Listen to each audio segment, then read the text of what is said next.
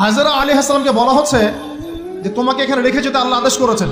তো হাজরা আলাইহিস সালাম বলছেন এখানে তো কোনো পানিও নাই, কোনো খাবারও নাই, আপনি এখানে আমাদেরকে একা ফেলে যাচ্ছেন ইব্রাহিম। ইব্রাহিম আলাইহিস সালাম বলছেন আল্লাহর আদেশ কিছু করার নাই।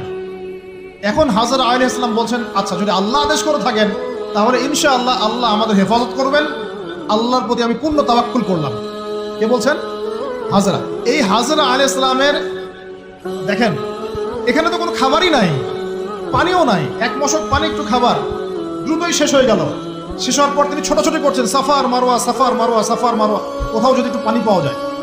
কি তাওয়াক্কুল আল্লাহর প্রতি, ছোটাছুটি করছেন। বাচ্চা ইসমাইল কান্নাকাটি করছে।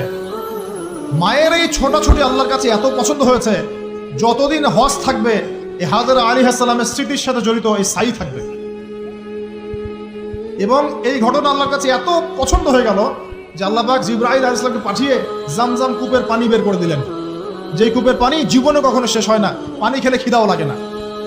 চিন্তা করে দেখেন, গ্যালন গ্যালন পানি যাচ্ছে, গ্যালনের পর গ্যালন জামজাম থেকে প্রত্যেক দিন। এমনকি মদিনায় গেলেও আপনি জামজামের পানি পাবেন।